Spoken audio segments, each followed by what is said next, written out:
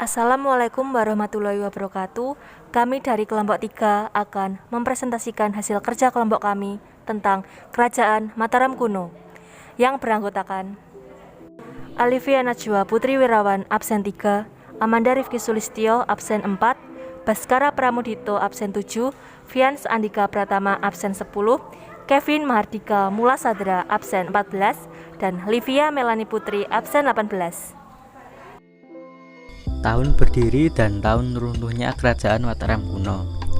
Kerajaan Mataram Kuno berdiri pada tahun 732 Masehi dan runtuh pada tahun 1007 Masehi. Selama hampir 3 abad berkuasa, terdapat 3 dinasti yang memerintah, yaitu dinasti Sanjaya dan dinasti Shailendra yang berada di Jawa Tengah, serta dinasti Isyana yang berada di Jawa Timur. Sumber sejarah Kerajaan Mataram Kuno. Ada 2 jenis sumber sejarah utama Kerajaan Mataram Kuno, yaitu prasasti dan candi. Kedua jenis peninggalan sejarah ini menjadi landasan dalam mencari tahu kisah dan seluk-beluk kerajaan. Berikut adalah beberapa prasasti yang menceritakan Kerajaan Mataram Kuno. 1. Prasasti Canggal. Prasasti ini berangka tahun 654 Saka atau 732 Masehi. Prasasti Canggal ditemukan di halaman Candi Guning Wukir, tepatnya di Dusun Canggal, Desa Kadiluweh, Kecamatan Salam, Kabupaten Magelang, Provinsi Jawa Tengah. 2. Prasasti Kalasan. Seperti namanya, prasasti berangka tahun 778 Masehi ini ditemukan di Desa Kalasan, Daerah Istimewa Yogyakarta. Huruf yang digunakan dalam penulisan prasasti ini adalah Pranagari dari India Utara, sedangkan bahasanya adalah Sanskerta. 3. Prasasti Mantiasih. Prasasti yang ditemukan di Mantiasih ini saat ini Menteseh, Magelang, Jawa Tengah berangka tahun 907 Masehi. Bahasa yang digunakan dalam prasasti Mantiasih adalah Jawa kuno. Adapun sumber sejarah yang lain adalah candi, dan Kerajaan Mataram Kuno merupakan kerajaan yang meninggalkan banyak candi, baik yang bercorak Hindu maupun Buddha. Berikut adalah beberapa candi tersebut.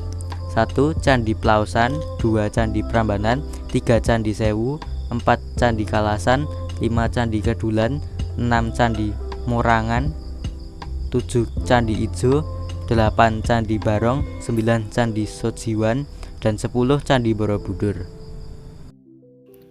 Raja yang memerintah Kerajaan Mataram Kuno.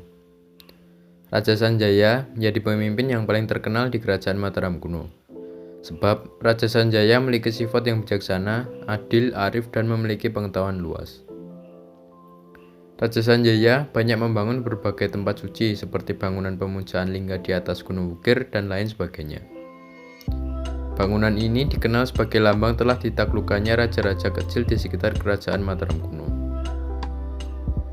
Menurut catatan sejarah Kerajaan Mataram Kuno, masa keemasan juga diraih pada raja besar lainnya, yaitu Raja Balitung. Pada masa pemerintahan Raja Balitung pada tahun 898 sampai 911 Masehi mengalami kemajuan hampir di semua bidang, misalnya saja di bidang politik, agama, kebudayaan, dan ekonomi. Raja ini juga membangun Candi Prambanan sebagai candi yang megah dan anggun dengan relief menawan di dalamnya. Kerajaan Mataram Kuno dikenal sebagai kerajaan agraris karena pusat kerajaannya berada di pedalaman dan memiliki tanah yang subur, serta perekonomian yang lebih mengandalkan hasil bumi. Hal ini menyebabkan sebagian besar penduduknya adalah petani. Tapi, kerajaan Mataram Kuno juga mengandalkan perdagangan. Hal ini dikarenakan kerajaan ini terletak di antara rute perdagangan yang menghubungkan antara Kepulauan Maluku dengan Selat Malaka, yang mana hal ini menyebabkan Kerajaan Mataram Kuno ikut terlibat dalam aktivitas kemaritiman dan perdagangan internasional. Pelabuhan-pelabuhan yang dimiliki Kerajaan Mataram Kuno yang terletak di sebelah utara Pulau Jawa sangatlah mendukung hal ini, karena pelabuhan tersebut merupakan tempat singgah para pedagang yang hendak menuju Selat Malaka maupun Kepulauan Maluku. Jadi kesimpulannya, corak kerajaan Mataram kuno adalah agraris dan maritim, tapi agraris atau pertanian yang lebih mendominasi.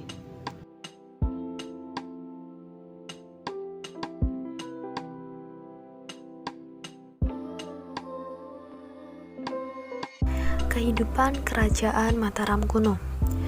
Meletus turut mendorong perpindahan ini.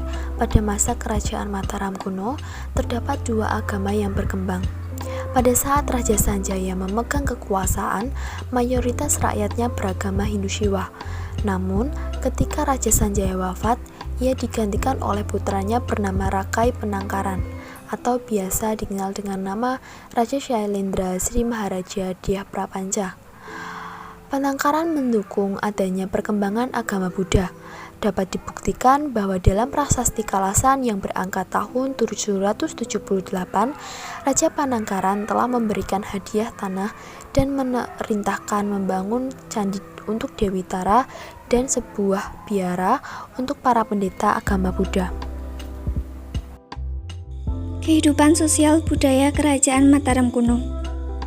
Struktur sosial masyarakat Mataram kuno tidak begitu ketat, sebab seorang Brahmana dapat menjadi seorang pejabat seperti seorang ksatria, ataupun sebaliknya seorang ksatria bisa saja menjadi seorang pertapa.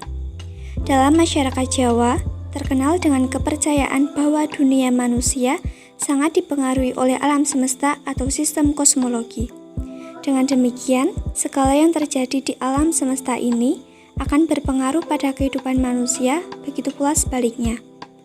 Oleh karena itu, untuk keserasian alam semesta dan kehidupan manusia, maka harus dijalin hubungan yang harmonis antara alam semesta dan manusia, begitu pula antara sesama manusia.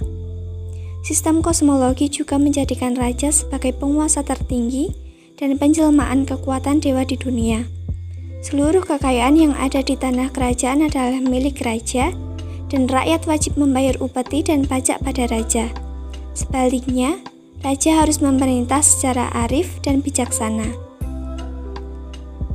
Dalam bidang kebudayaan, Mataram kuno banyak menghasilkan karya yang berupa candi. Pada masa pemerintahan Raja Sanjaya, telah dibangun beberapa candi antara lain Candi Arjuna, Candi Bima, dan Candi Nakula. Pada masa Rakai Pikatan, dibangun Candi Prambanan. Candi-candi lain yang dibangun pada masa Mataram kuno antara lain Candi Borobudur, Candi Gedung Songo, Candi Sambisari, dan Candi Ratu Baka. Kehidupan politik Kerajaan Mataram kuno. 1. Sesudah Panangkaran meninggal, Kerajaan Mataram kuno terpecah menjadi A. Kerajaan Mataram kuno bercorak Hindu meliputi Jawa Tengah bagian utara di bawah pemerintahan dinasti Sanjaya.